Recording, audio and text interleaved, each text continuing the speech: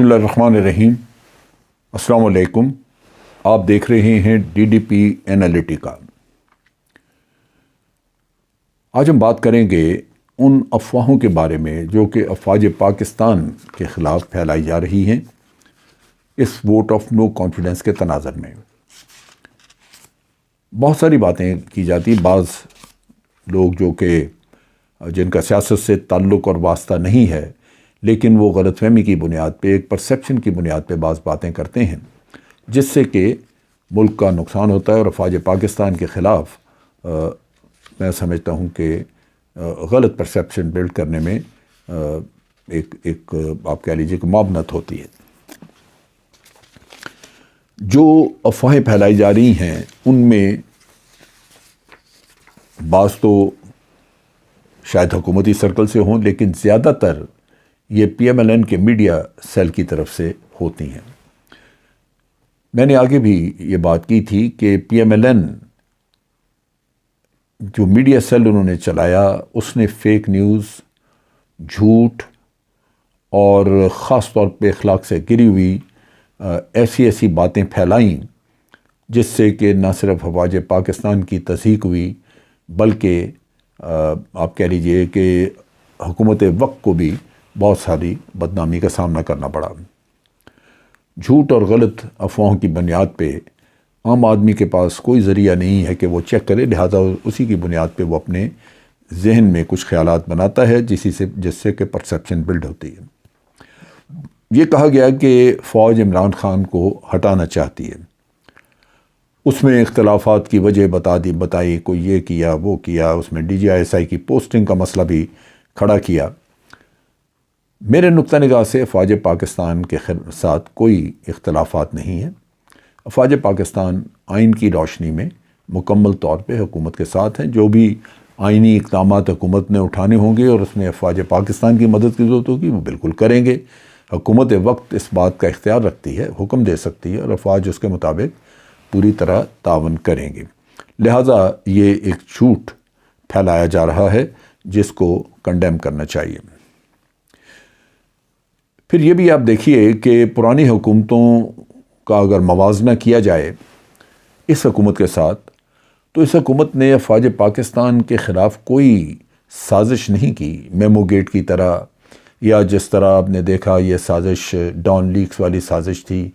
یہ کوئی بھی ایسی چیز، ایسا قدم اس حکومت نے نہیں اٹھایا جس سے کہ افواج پاکستان میں کوئی غم و غصہ ہو، کوئی اختلافات کی فضا ہو، ایسی کوئی بات نہیں ہے۔ میں سمجھتا ہوں کہ مختلف وقتوں پہ عمران خان افواج پاکستان کی تعریف کرتے رہے اور کوشش کرتے رہے کہ اگر کہیں سے کسی نے کوئی غلط تاثر بھی دینے کی کوشش کی ہے تو وہ اس کو دور کیا جائے، اور اسی طرح افواج پاکستان نے بھی اس حکومت کی بھرپور مدد کی، آئینی حدود کے اندر رہتے ہوئے۔ جیسے بھی حکومت نے چاہا، اس کو آپ سب جانتے ہیں کہ کہاں کہاں یہ افواج پاکستان کام کرتی رہیں ہر لحاظ سے، اور ساتھ ساتھ اپنا بنیادی فرض جو کہ ٹیررزم کے خلاف جنگ یا مشرقی مغربی سرحدوں کے اوپر جنگ، یہ بھی وہ اپنے فرائض خوش اسلوبی سے انجام دیتے رہے۔ لہذا یہ کہنا کہ عمران خان کے ساتھ کچھ اختلافات ہیں، وہ نہیں ہیں۔ خارجہ پالیسی حکومت چلا رہی ہے جو بالکل مناسب طریقے سے چل رہی ہے، اسی طرح دفاعی پالیسی وغیرہ، اور ابھی آپ نے دیکھا کہ نیشنل سیکورٹی پالیسی بنائی گئی جو کہ افواج پاکستان اس میں پورا تعاون کیا، اور جنرل باجوہ نے خود اس کو بڑا سراہا کہ یہ بڑا اچھا کام ہوا ہے۔ جب ایک اچھا کام کیا جا رہا ہے اور پہلی دفعہ ہماری تاریخ میں ایک نیشنل سیکورٹی پالیسی بنائی گئی ہے، تو اس حکومت کو بھی کریڈٹ جاتا ہے، اور افواج پاکستان نے اس کو بھرپور طریقے سے سراہا۔ بھارت کے بارے میں آپ نے دیکھا کہ یہ حکومت ایک مضبوط موقف رکھتی ہے، اور پہلی حکومتوں کی طرح نہ کشمیر پہ کمپرومائز کیا، نہ کسی اور بات پہ، اور بعض لوگ جو کہ بار بار مجبور کر رہے تھے کہ بھارت کے ساتھ تجارت کھول دی جائے، حکومت نے اس کو کوئی خاص اس کو ترجیح نہیں دی، اور آج دن تک یہ کام نہیں ہوا کہ تجارت کھول دی گئی۔ پھر یہ بھی الزام لگایا گیا کہ جنرل باجوہ ایکسٹینشن لینا چاہتے ہیں، اس لیے ان کا خیال ہے کہ یا ان کو عمران خان نے ایکسٹینشن دینے سے انکار کر دیا ہے، اور وہ اب دوسروں کے ساتھ ساز باز کر رہے ہیں کہ ان کو نواز شریف یا جو بھی اگلی حکومت اگر آ جائے ان کو نکال کے کسی اور کو لے آئیں تو وہ ایکسٹینشن دیں گے، ان سے بات ہو چکی ہے۔ میرا خیال ہے اس سے زیادہ فضول کہانی اور کوئی نہیں ہوگی۔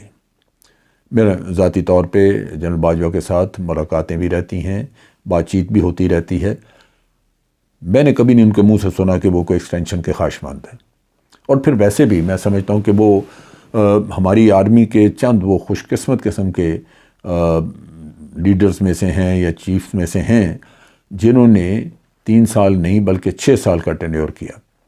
تو ایک چیف آف آرمی اسٹاف کے لیے یہ بہت ہوتا ہے، یہ بڑا یہ جو عہدہ ہے یہ کوئی آسان عہدہ نہیں ہے، اس میں بڑی بھاگ دوڑ، بڑی محنت، آپ کو بہت زیادہ اپنا آرام قربان کرنا پڑتا ہے۔ ڈیلیگیشنز آ رہے ہیں، لوگ ملنے والے ہیں، آپ نے فیصلہ کرنا ہے، بات چیت کرنی ہے، میٹنگز ہیں، کانفرنس ہیں، پھر آرمی کی اپنی ذمہ داریاں ہیں۔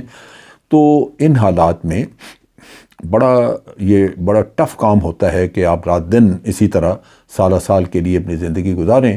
سو میرا اپنا اندازہ ہے، اور اندازہ کیا بلکہ یقین ہے کہ جنرل باجوہ بھی 6 سال کے ٹینیور کے بعد اتنے تھکے ہوں گے کہ وہ چاہیں گے کہ اب ریٹائرمنٹ دے کے تو وہ اپنی فیملی کے ساتھ کوئی اچھا آرام کا وقت گزار سکیں۔ لہٰذا اس افواہ پہ بھی لوگوں کو توجہ نہیں دینی چاہیے۔ پھر یہ بھی کہا گیا کہ فوج نیوٹرل ہے، اور یہ کیسے نیوٹرل ہے؟ فوج کو تو نیوٹرل نہیں ہونا چاہیے تھا۔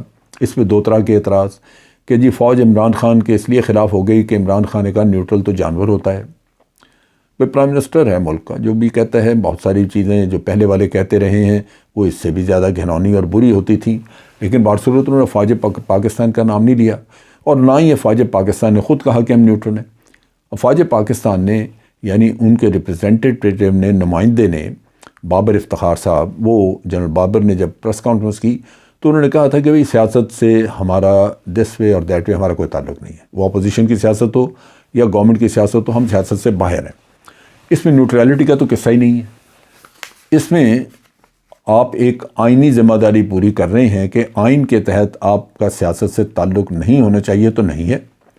یہ تو قوم کو سراہنا چاہیے تھا کہ اگر افواج پاکستان نے سیاست سے دور رہنے کا ارادہ کیا ہے یا عہد کیا ہے اور اس پہ کاربند ہیں، جو کہ آج سے نہیں، اس سے پہلے ضمنی الیکشن ہوئے اس میں بھی آپ نے دیکھا، اور اگر افواج پاکستان نے سیاست سے اپنے آپ کو الگ رکھنے کا کیا ہے فیصلہ یا کر رہے ہیں، اس پہ عمل کر رہی ہیں، تو یہ تو پوری قوم کو، پورے سیاسی ماحول کو، سیاسی پارٹیز کو، سب کو، حکومت میں ہو یا باہر، سب کو سراہنا چاہیے تھا کہ افواج پاکستان نے ایک اچھا رستہ اختیار کیا، جہاں پہ یہ معاملہ جو ہے یہ اب سیاستدان خود حل کریں گے۔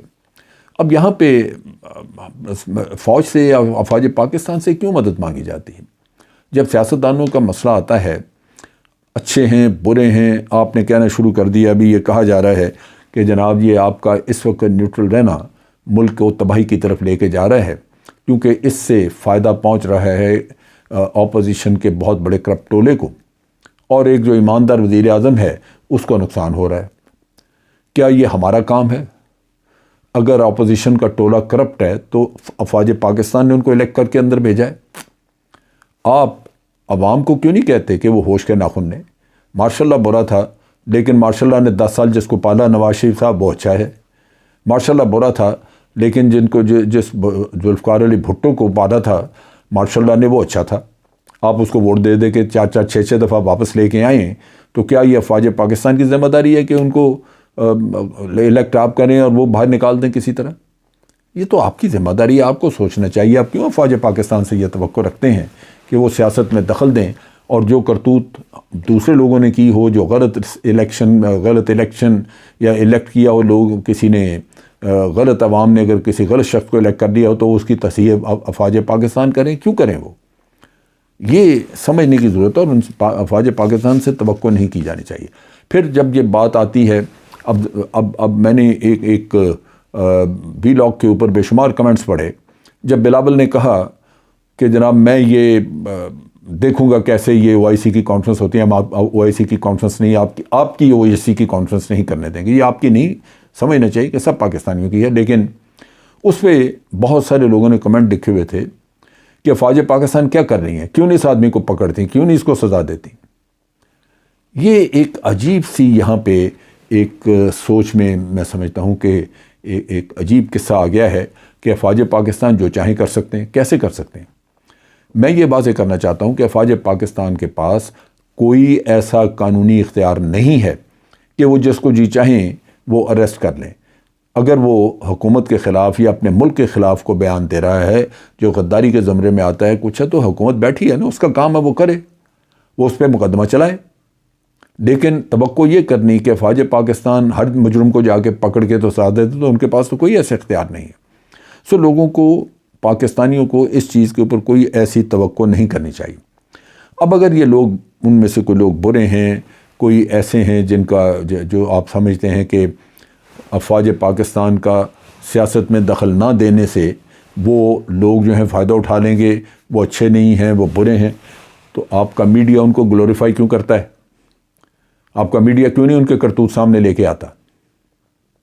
اس میڈیا کا کون حساب کتاب کرے گا؟ میڈیا کا ایک بہت بڑا حصہ ان کو گلوریفائی کرتا رہتا ہے۔ نتیجہ یہ کہ اس کی وجہ سے عوام میں بھی غلط میسج جاتا ہے، اور اگر آپ چور کو چور کی بجائے اس کو بہت بڑا سعد اور بہت ہی اعلیٰ عرفہ انسان بنا کے پیش کریں گے، تو عوام بیچاروں کے پاس تو کوئی ایسا ذریعہ نہیں کہ وہ جا کے اس کے کالے کرتوت پتہ کرتے پھریں۔ وہ تو یہی جو سنیں گے آپ سے، وہ اس کے مطابق اس کے لیے ایک تصور بنائیں گے۔ تو یہ ایک بہت بڑا المیہ ہے جو کہ میں سمجھتا ہوں کہ ہمارے معاشرے میں اور ہمارے حالات میں موجود ہے، لیکن اس میں آرمی کا دخل نہیں ہے۔ آرمی سے یہ توقع نہیں کرنی چاہیے۔ یہ بھی کہا گیا کہ تاریخ دان جب تاریخ لکھے گا تو وہ یہ کہے گا کہ فوج کی نیوٹرلٹی نے ملک کا بہت بڑا نقصان کرایا، اور ایک اچھی حکومت، ایک ایماندار آدمی جو حکومت کر رہا تھا، اس کو ایک کرپٹ ٹولے کے حوالے کر دیا اور اس کو حکومت سے بے دخل کرایا۔ میں نے پہلے بھی کہا کہ یہ افواج پاکستان کا کام نہیں ہے۔ ہم نیوٹرل نہیں ہیں، ہم صرف اور صرف اپنے آپ کو سیاست سے دور رکھ کے بیٹھے ہوئے ہیں۔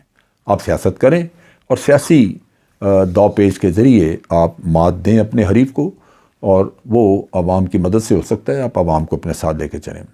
ہمیں یہ ذہن میں رکھنا چاہیے کہ آج افواج پاکستان اگر دنیا میں کھٹکتی ہیں کسی کو، تو وہ آپ کے دشمن ملک ہیں جو آپ کے سرحدوں پہ درپے ہیں، سرحدوں کے اوپر اپنی افواج لے کے بیٹھے ہوئے ہیں۔ ان ملکوں کو افواج پاکستان کھٹکتی ہیں۔ وہ ہر لمحہ چاہیں گے کہ وہ کوئی نہ کوئی ذریعہ ایسا کریں جس سے افواج پاکستان کمزور ہوں، اور افواج پاکستان کی کمزوری کسی بھی صورت میں پاکستان کی سلامتی کے لیے اچھا شگون نہیں ہوگا۔ پاکستان کے عوام کی اپنی محبت افواج پاکستان کے لیے وہ بہت ہے، وہ بے لوث ہے اور بہت زیادہ ہے، لیکن ہم اس محبت کو، میں سمجھتا ہوں، میں فوج میں رہا ہوں 38 سال، میں سمجھتا ہوں کہ فوج میں ہوتے ہوئے ہم اس محبت کو اپنا انتہائی قیمتی سرمایہ سمجھتے ہیں، اور یہ سرمایہ ہم کبھی بھی کھونا نہیں چاہتے۔ لہٰذا ہم چاہیں گے کہ ہمارے عوام میں افواج پاکستان کے بارے میں کوئی بھی غلط فہمی پیدا نہ ہو۔ یہ جو غلط فہمیاں پیدا ہوتی ہیں، اسی کو تو ہم کہتے ہیں 5th جنریشن وار۔ 5th جنریشن وار میں آپ حکومت اور افواج کے درمیان اختلافات کھڑے کر دیتے ہیں، فوج اور عوام کے درمیان اختلافات کھڑے کر دیتے ہیں، فوج کمزور ہو جاتی ہے۔ تو اس سے اجتناب کرنا چاہیے۔ آپ اپنی فوج کو پوری طرح مکمل سپورٹ دیں، اور یہ ذہن میں رکھیں کہ یہ فوج ہی آپ کے دفاع کا بہت مضبوط قلعہ ہے۔ آج کے لیے اتنا ہی۔